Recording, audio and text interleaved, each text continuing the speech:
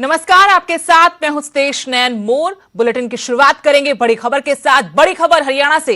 किसानों के समर्थन में अभय चौटाला ने इस्तीफा दिया है। स्पीकर ने इनेलो विधायक का इस्तीफा स्वीकार कर लिया है। विधानसभा की सदस्यता से अभय चौटाला का इस्तीफा, जिसे स्पीकर ने स्वीकार कर लिया है। किसानों के समर्थन में इस्तीफा दिया है अभय चौटाला ने। पहले भी किसानों के समर्थन में खुलकर बोलते रहे और इस्तीफे की पेशकश की थी, लेकिन अब अपना इस्तीफा दिया, जिसे हरियाणा विधानसभा के अध्यक्ष ज्ञानचंद गुप्ता ने मंजूर कर लिया है। विधानसभा की सदस्यता से इस्तीफा दिया है अभय चौटाला ने। किसानों के समर्थन में ये कदम उठाया है। केंद्र से तीनों कृषि कानून वापस लेने की मांग की है। एलनाबाद से विधायक थे अभय चौटाला और इस वक्त मेरे सहयोगी अंकित उदानी जुड़ गए हैं। अंकित, जैसा पहले से ही साफ था कि ऐसा कदम उठा सकते हैं, चिट्ठी लिखकर बकायदा इस बात का जिक्र कर चुके थे, कहा था कि चिट्ठी को अपना मेरा इस्तीफा समझे, लेकिन अब औपचारिक तौर पर भी सदस्यता से इस्तीफा दे दिया है और यह इस्तीफा भी मंजूर हो गया है। क्या जानकारी है?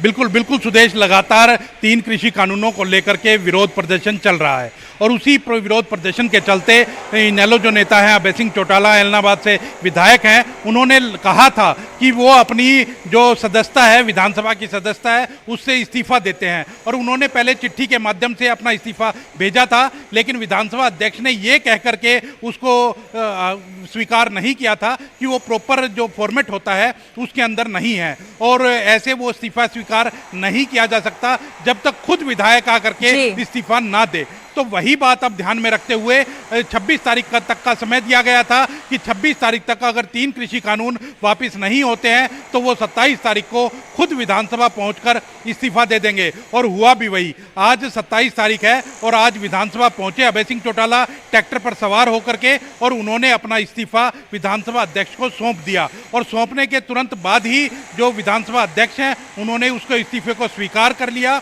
और 3 कृषि कानून जो बात थी उसको के बारे में कहा गया था, तो 3 कृषि कानूनों का भी जिक्र उन्होंने उसके अंदर किया है और वो बात बाकायदा लिख करके और फिर इस्तीफा दिया है और उसको स्वीकार कर लिया गया है। तो कहीं ना कहीं एक बड़ी बात है। हम अभय सिंह चौटाला जी से बात करेंगे। चौटाला साहब, इस्तीफा स्वीकार हो गया है?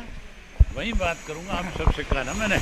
बिल्कुल, अभय सिंह चौटाला जी हमारे साथ हैं, आप देख सकते हैं। नीचे चलकर प्रेस से बात करेंगे और प्रेस से बात करके बताएंगे कि 3 कृषि कानूनों के लिए जो कहा गया था उनके द्वारा, और अब वो अपनी बात के ऊपर कहीं ना कहीं खरे उतरते हुए और पूरी तरह से इस्तीफा देने के बाद अब इस्तीफा स्वीकार भी कर लिया गया है। तो कहीं ना कहीं एक बड़ी बात है और पूरे देश में ये पहला कोई ऐसा विधायक होगा जिसने कृषि जो कानूनों के खिलाफ इस्तीफा दिया है। तो अभय सिंह जी क्या कहेंगे कि पहले विधायक हैं आप पूरे देश के? जी। तो बिल्कुल अभी अभय सिंह चौटाला पूरे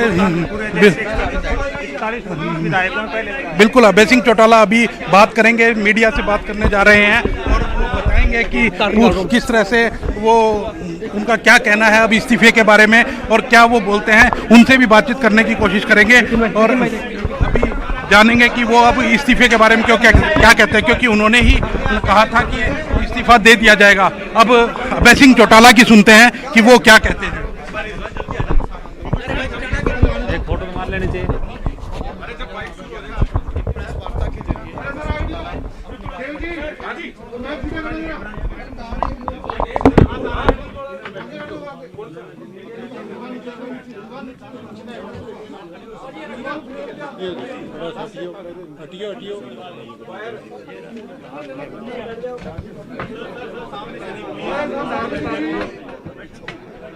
तो अभय चौटाला का इस्तीफा मंजूर हो गया है। स्पीकर ने उनका इस्तीफा मंजूर कर लिया है और आपको सी तस्वीर उनकी प्रेस कॉन्फ्रेंस की दिखा रहे। कुछ देर बाद मीडिया से रूबरू होकर अपनी बात रखेंगे। अभय चौटाला लगातार किसानों के हक में अपनी आवाज बुलंद कर रहे थे। हालांकि चिट्ठी लिखकर अपना इस्तीफा देने की पेशकश की थी, लेकिन जिसे स्वीकार कर दिया था और सही तरीके से, संवैधानिक तरीके से स्पीकर ने कहा था कि अगर वो मिलकर इस्तीफा देंगे तो जरूर स्वीकार किया जाएगा। आज जब अभय चौटाला यहां पहुंचे, अपना स्पीकर को इस्तीफा सौंपा, तो स्पीकर ने उनका इस्तीफा मंजूर कर लिया। और सुना, पूरे देश में ये कह रही थी कि हमें इस बात को लेकर के पीड़ा है कि जो देश का अन्नदाता है वो आज -डिग्री के टेम्परेचर में सड़कों पे बैठ करके धरने दे रहे हैं। लेकिन हमने जो कानून बनाए हैं वो बिल्कुल ठीक है। अगर कानून ठीक होते तो फिर उनको ये बात कहने की जरूरत नहीं थी। लेकिन अब इसको बंद करवाना भाई, ये जो चला रखा है उसको बंद कराओ। ये मशीन को बंद करवा, ग्राइंडर।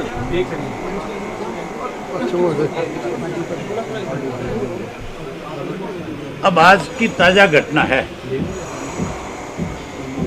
कि जो अन्नदाता के लिए लड़ रहा था,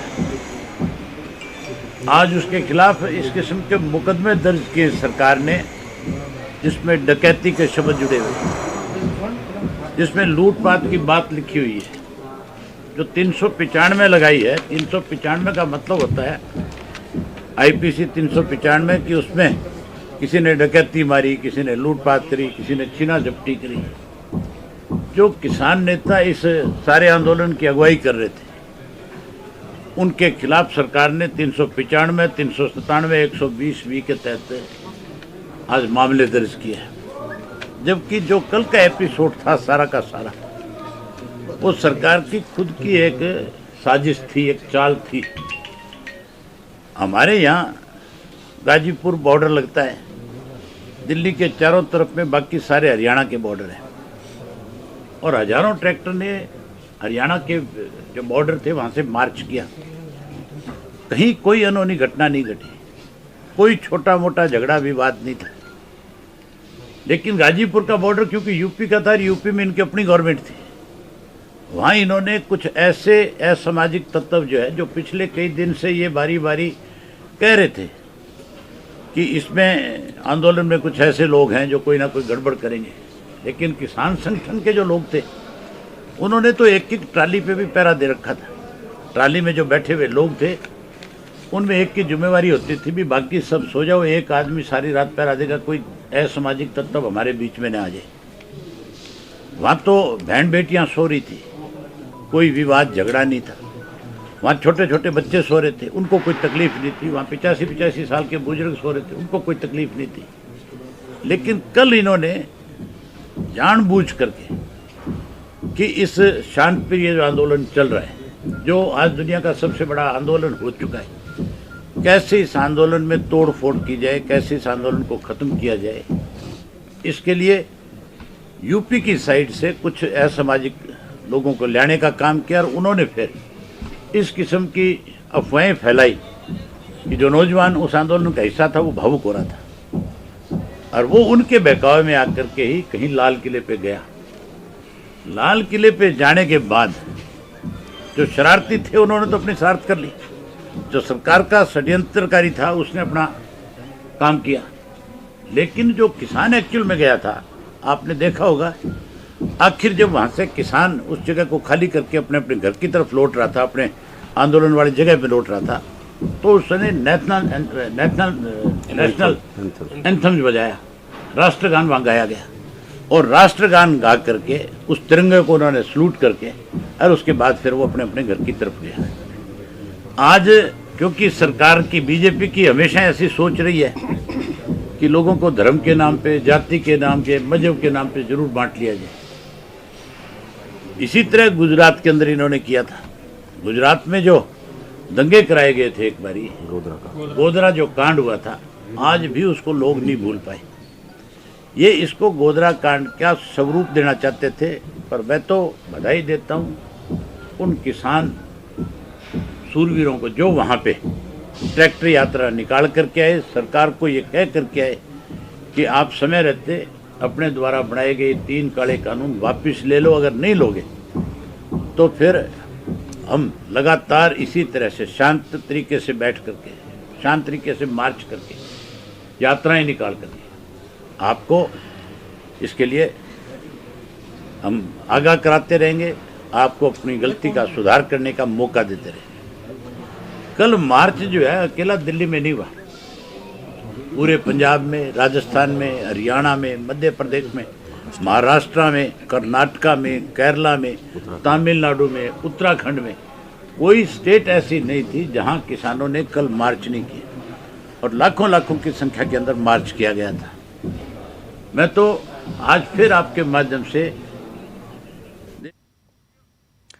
तो आप सुन रहे थे अभय सिंह चौटाला को, जिन्होंने इस्तीफा दे दिया है। उनका इस्तीफा भी स्पीकर ने मंजूर कर लिया है। 3 कृषि कानूनों को वापस लेने की मांग एक बार फिर से सरकार पर कई गंभीर आरोप जो दिल्ली में हिंसा हुई उसको लेकर लगाए गए। अगली बड़ी खबर, दिल्ली में हिंसा के बाद पुलिस अब एक्शन में नजर आ रही है। 6 किसान नेताओं के खिलाफ मुकदमा दर्ज किया है। राकेश टिकैत के खिलाफ भी एफआईआर दर्ज हुई है। गाजीपुर पुलिस स्टेशन में यह एफआईआर दर्ज हुई है। चढ़ूनी, दर्शनपाल, राजेवाल पर भी एफआईआर हुई है, ऐसा सूत्रों के हवाले से जानकारी मिल पा रही है। हिंसा को लेकर अब तक 22 एफआईआर दर्ज हुई हैं। करीब 200 लोगों को पुलिस ने हिरासत में भी लिया है। फिलहाल सभी लोगों से पूछताछ की जा रही। कल दिल्ली की सड़कों पर संग्राम हुआ था, तांडव हुआ था और जानकारी अब ये मिल रही है कि दिल्ली पुलिस हरकत में आ चुकी है। 6 किसान नेताओं के खिलाफ एफआईआर दर्ज हुई है। राकेश टिकैत का नाम भी इसमें शामिल है। कई और बड़े चेहरों पर भी एफआईआर की बातें सामने आ रही हैं, लेकिन सूत्रों के हवाले से इस पर और जानकारी हम लेंगे। मेरे सहयोगी इस वक्त दिल्ली से सुशील पांडे फोन लाइन जुड़े हैं। सुशील, जानकारी मिल रही है कि दिल्ली पुलिस अब कार्रवाई कर रही है। 22 एफआईआर दर्ज हुई हैं, बड़े किसान नेताओं के नाम है। क्या तस्वीर साफ हो पाई है कि कौन कौन से वो चेहरे हैं बड़े जो अभी तक आंदोलन में नजर आ रहे थे, अब पुलिस उन पर शिकंजा कस रही है? जी देखिए, साफ तौर से जो तमाम बड़े नेता थे उन बड़े नेताओं में राकेश टिकैत हैं, योगेंद्र यादव हैं और कई ऐसे बड़े नेता हैं जिनका नाम फिलहाल एफआईआर में शामिल किया गया है। हालांकि दिल्ली पुलिस की तरफ से इस पूरे एफआईआर में कहीं ना कहीं उन तमाम नेताओं के खिलाफ एफआईआर दर्ज किया गया है जिन तमाम नेताओं के द्वारा दिल्ली पुलिस ने ट्रैक्टर रैली से पहले एनओसी लेते हुए उन्हें बताया था कि किस रूट में उनको आना है। हालांकि 22 से ज्यादा जो एफआईआर है वो दर्ज की गई। पूरे मामले में 4 नई एफआईआर नागलोई में दर्ज की गई है जिनमें इन तमाम बड़े किसान नेताओं का नाम शामिल है। हालांकि 200 से ज्यादा लोगों को फिलहाल अभी डिटेन किया गया है, जिसमें दिल्ली पुलिस उन तमाम लोगों से पूछताछ कर रही है और साफ तौर से लगभग दिल्ली के बाहरी इलाके हैं और दिल्ली के जो सेंट्रल इलाके हैं उन तमाम जगहों पर जो सीसीटीवी है उन तमाम सीसीटीवी फुटेज को खंगाला जा रहा है और तमाम लोगों को आइडेंटिफाई किया जा रहा है। हालांकि दिल्ली पुलिस ने लगभग 93 लोगों को अभी तक इस पूरे मामले में गिरफ्तार किया है और उनसे पूछताछ की जा रही है। अभी 4 बजे फिलहाल दिल्ली पुलिस की एक बड़ी प्रेस कॉन्फ्रेंस होने वाली है जिसमें ये आधिकारिक रूप से बताया जाएगा कि कौन कौन से बड़े नेता हैं। लेकिन जो हमें जानकारी मिली है उस जानकारी के मुताबिक गाजीपुर पुलिस स्टेशन में फिलहाल बाजवा और कहीं ना कहीं राकेश टिकैत का नाम शामिल किया गया है एफआईआर में, क्योंकि इस पूरी ट्रैक्टर रैली से पहले तमाम जो पुलिस की तरफ से आला अधिकारी ने मीटिंग की थी और तमाम जो बड़े नेता हैं उनके साथ ये बात की गई थी कि जो पूरी ट्रैक्टर रैली निकलेगी वो फिलहाल नियमबद्ध तरीके से और जो फिलहाल 37 पॉइंट दिए गए थे, 37 नियम दिए गए थे उसी के आधार पर निकलनी थी। लेकिन साफ तौर से ऐसा नहीं हुआ और जिस तरह का उपद्रव फिलहाल दिल्ली में कल देखने को मिला वो बेहद चौंकाने वाला था। और इसीलिए सुशील, क्या ये जानकारी मिल पाई है कि जो ये बड़े चेहरे जिनका आप जिक्र कर रहे हैं इन पर मुकदमा दर्ज हुआ है, किन धाराओं के तहत ये कार्रवाई हुई है? जी देखिए, फिलहाल जो एफआईआर की जानकारी हमें मिली है वो अभी ये नहीं पता चल पा रहा है कि कौन कौन सी धाराओं के तहत फिलहाल मामला दर्ज किया गया है। लेकिन जो फिलहाल सूत्र बता रहे हैं वो उनमें साफ तौर से आपराधिक षड्यंत्र, उपद्रव को उकसाने की कोशिश यानी कि 295, 320, 440 और 120B इन तमाम धाराओं के तहत फिलहाल इन तमाम नेताओं पर मुकदमा दर्ज किया गया है। अब कहीं ना कहीं इस पूरे एफआईआर के बाद ये कहना कहीं ना कहीं वो होगा कि आप दिल्ली पुलिस का जो शिकंजा है इन तमाम किसान नेताओं पर कसने वाला है, क्योंकि दिल्ली पुलिस के जो सिंडिकेट्स लेवल हैं वो फिलहाल हर तरीके से इस पूरे मामले में जांच कर रहे हैं। हर उस वीडियो की जांच की जा रही है और सबसे महत्वपूर्ण बात, जो घटना स्थल पे घायल पुलिसकर्मी थे, घायल जो पुलिस अधिकारी हैं, उनके बयानों के द्वारा दिल्ली पुलिस ने एफआईआर दर्ज किया है स्वतः संज्ञान लेते हुए। तो साफ तौर से कहीं ना कहीं एक बड़ा फिलहाल की तरफ से उठाया गया कदम है। ऐसे में ये भी देखना बेहद अहम होगा कि तमाम जो किसान नेताओं के द्वारा जो सुबह से बयान आ रहा है उस बयान को लेकर फिलहाल किस तरह की कार्रवाई की जाएगी। दिल्ली पुलिस फिलहाल अपनी कार्रवाई में आगे बढ़ चुकी है और उन तमाम बड़े नेताओं को फिलहाल अपने एफआईआर में शामिल किया है। तो निश्चित रूप से अभी शिकंजा कहीं ना कहीं कसता जा रहा है। साफ तौर से तमाम जो ट्विटर हैंडल हैं खालिस्तानी मूवमेंट को लेकर। सुशील, जानकारी के लिए तो 22 एफआईआर दर्ज हुई हैं और आगे भी कार्रवाई जारी रहेगी। दिल्ली पुलिस कई लोगों को हिरासत में लेकर बाकायदा पूछताछ कर रही है। बड़ी संख्या में पुलिसकर्मी घायल हुए हैं। अब एक्शन की बारी है।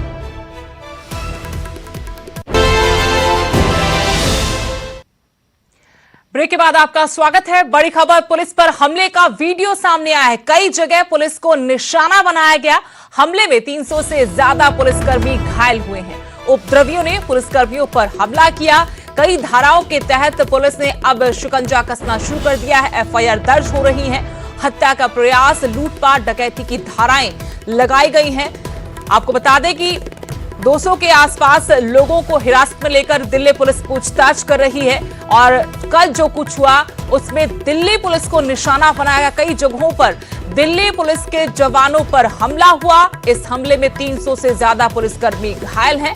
उपद्रवियों ने पुलिसकर्मियों को निशाना बनाया, उन्हें घायल किया। कई धाराओं के तहत अब पुलिस ने मुकदमे दर्ज किए हैं। इसमें हत्या का प्रयास, लूटपाट और डकैती की धाराएं लगाई गई हैं।